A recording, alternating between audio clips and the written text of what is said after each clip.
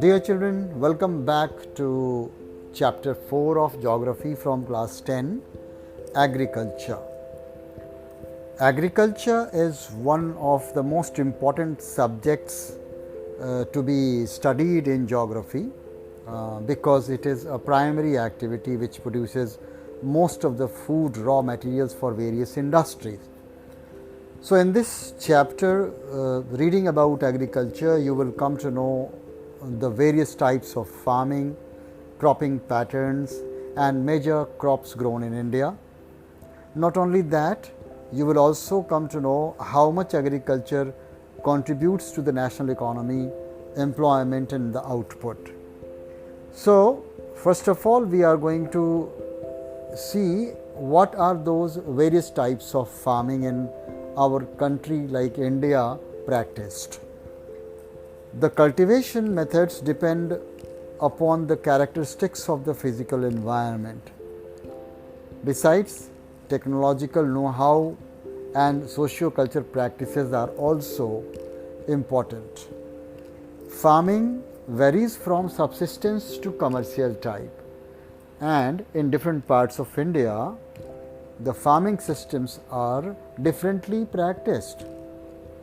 So, let us now see what those systems are. First is primitive subsistence farming. It is a slash and burn agriculture. Farmers clear a patch of land and produce cereals and other food crops. When the soil fertility decreases, the farmers shift and clear a fresh patch of land for cultivation. It is known by different names in different parts of the country. In the northeastern states, we call it jhuming. Land productivity in such system is low. This type of farming basically depends on monsoon and it is practiced only almost in a few parts of India. Now, we shall see what is intensive subsistence farming. Intensive subsistence farming is practiced in areas of high population pressure on land. It is labor intensive farming where high doses of biochemical inputs and irrigation are used for higher production. And the third is commercial farming. In such farming, farmers use higher doses of modern inputs such as high yielding variety seeds, chemical fertilizers, insecticides and pesticides to obtain higher productivity. Plantation is a type of commercial farming in which a single crop is grown on a large area. Plantations cover large tracts of land using capital intensive inputs with the help of migrant laborers. All the produce is used as a raw material in industries. The examples are tea, coffee, rubber, sugarcane, banana. India witnesses 3 cropping seasons. The cropping pattern of India is different. These seasons are there termed as Rabi, Kharif and Zaid.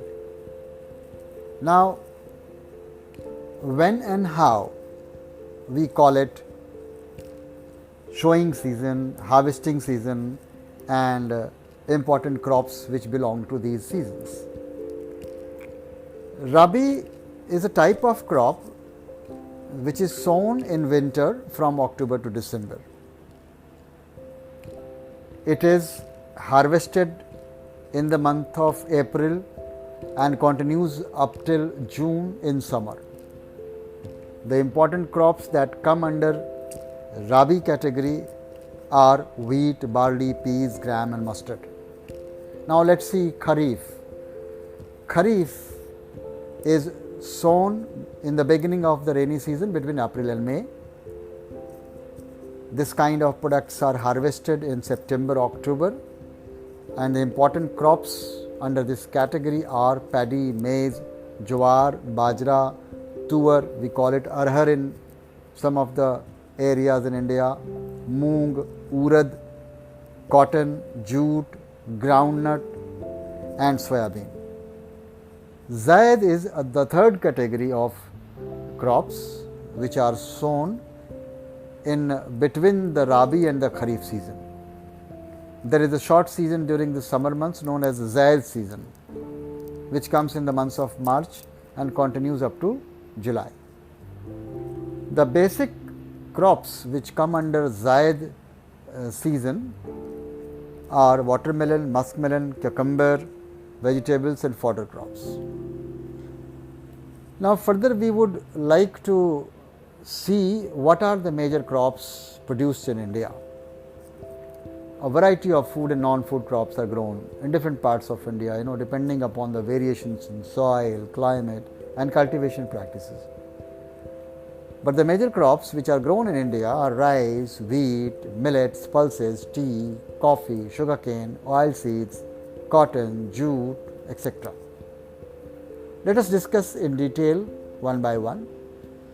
Rice as a major crop is a Kharif crop. How is it produced? Rice requires high temperature and high humidity with annual rainfall above 100 centimeter. India is the second largest producer of rice in the world after China. And rice is grown in the plains of north and northeastern India, coastal areas and the deltaic regions. Now, let us understand how wheat as one of the important crops of the country produced. It is a Rabi crop. Wheat requires a cool growing season and bright sunshine at the time of ripening. The requirement of annual rainfall is something between 50 and 75 centimeter, but it should be evenly distributed over the growing season. The Ganga Satluj plains in northwest and black soil region of the Deccans are two main wheat growing zones in India. Wheat is the second most important cereal crop and main food crop in the north and northwestern part of India.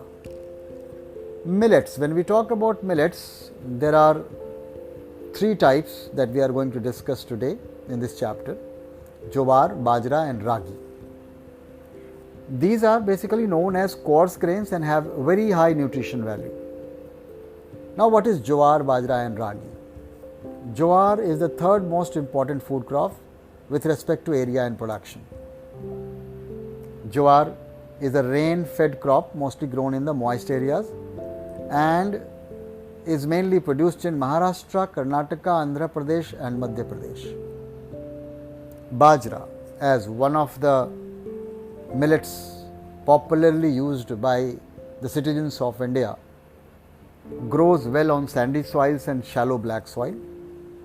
The major producing states are Rajasthan, Uttar Pradesh, Maharashtra, Gujarat and Haryana.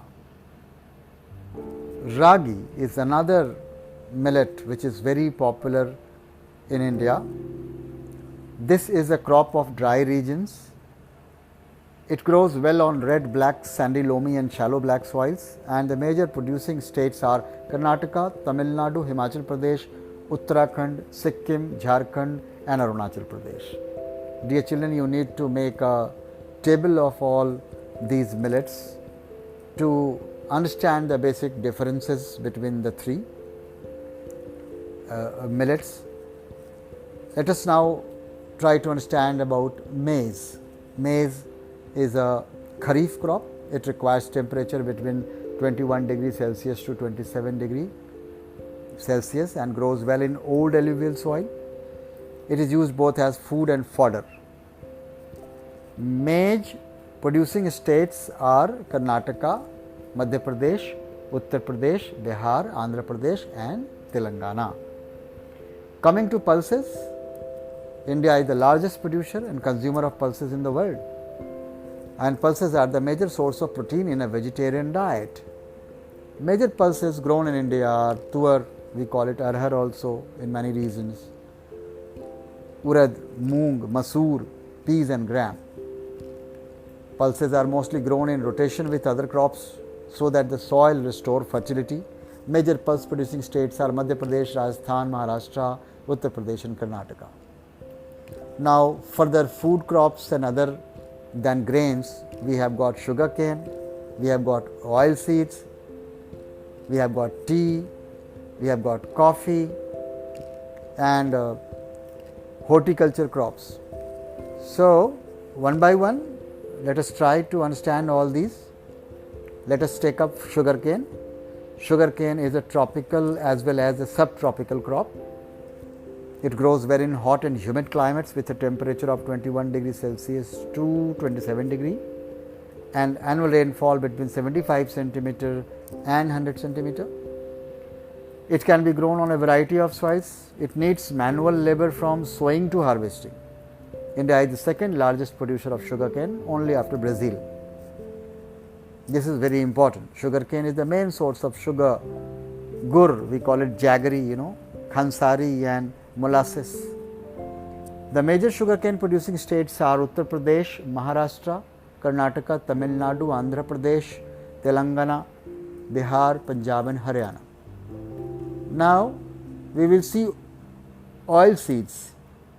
Different oil seeds are grown, covering approximately 12% of the total cropped area of India. Main oil seeds produced in India are groundnut, mustard, sesame, castor seeds, linseed, coconut, soybean, cotton seeds and sunflower. Now, to say so, mustard and linseed are the rabi crops, and sesame, we call it til in Hindi, and castor seeds are the kharif crops. Tea is very important beverage crop introduced by the British in India, and if you connect it with the Boston Tea Party, which was basically thrown by Britishers to the Indians, and later on this became an addiction for every Indian to have a cup of tea in the morning and the evening. Well, the tea plant grows well in tropical and subtropical climates with deep and fertile, well-drained soil, rich in humus and organic matter. Tea bushes require warm and moist, frost-free climate all through the year. It is a labor-intensive industry. Major tea producing areas are Assam, hills of Darjeeling and Jalpaiguri districts, West Bengal, Tamil Nadu and Kerala. Coffee, Yemen coffee is produced in India, and this variety of coffee is in great demand all over the world. The cultivation of Yemen coffee was introduced on the Baba Budan hills and is confined to the Nilgiri in Karnataka, Kerala and Tamil Nadu. Dear children, further we will proceed towards horticulture crops, and when we talk about horticulture crops, India is a producer of tropical as well as temperate fruits. Major crops produced are pea, cauliflower, onion, cabbage, tomato, brinjal and potato. And some of the famous horticulture crops that are grown in India are mangoes, oranges, lychee and guava, pineapples, grapes, apples, pears, apricots and walnuts, mouth-watering products. So, let us see. Mangoes of Maharashtra, Andhra Pradesh, Telangana, Uttar Pradesh and West Bengal are very famous. Oranges are mostly produced in Nagpur and Cherrapunji, that is in Meghalaya. Bananas are there, which are available mostly in Kerala, Mizoram, Maharashtra and Tamil Nadu. Lychee and guava are the products of Uttar Pradesh and Bihar specifically. Pineapples are found mostly in Meghalaya. Grapes are grown in Andhra Pradesh, Telangana and Maharashtra in large quantity. Apples, pears, apricots and walnuts are the beauty of Jammu and Kashmir and Himachal Pradesh. Besides these horticulture crops, we have got some non-food crops. Now, to understand this non-food crops, we will have to go through the tabular description, and it comes under 4 specification. We call it rubber, fiber, cotton and jute. Now, when we talk about rubber, it is an equatorial crop which requires a moist and humid climate with rainfall of more than 200 centimeter and temperature above 25 degree. it is an important industrial raw material, and with this rubber we have got many factories of the tires established in our country. This is mainly grown in Kerala, Tamil Nadu, Karnataka and Andaman and Nicobar Islands, and somewhere in Garo Hills of Meghalaya. Now let us talk about fiber as non-food crops. Fibers are cotton, jute, hemp and natural silk. They are the four major fiber crops. Cotton, jute and hemp are grown in the soil. Natural silk is obtained from the cocoons of the silkworms fed on green leaves. I think in your childhood days you must have learned something about how a cocoon is formed by the silkworms. Rearing of silkworms for the production of silk fiber is known as sericulture. This is very a very important factor that we must learn about. Sericulture is practiced in many areas of the country where from the cocoons are nurtured and silk is produced. Let us now see the third non-food crop, cotton. It is a kharif crop and it requires high temperature, light rainfall, 210 frost-free days and bright sunshine for its growth. Cotton grows well in black cotton soil of the Deccan Plateau. Major cotton producing states are Maharashtra, Gujarat, Madhya Pradesh, Karnataka, Andhra Pradesh, Telangana, Tamil Nadu, Punjab, Haryana and Uttar Pradesh. The last but not the least is jute. It is also known as the golden fiber and it grows well on drained fertile soils in the flood plains. High temperature is required for its growth. It is used in making gunny bags, mats, ropes, yarn, carpets and other artifacts. Major jute producing states are West Bengal, Bihar, Assam, Odisha and Meghalaya.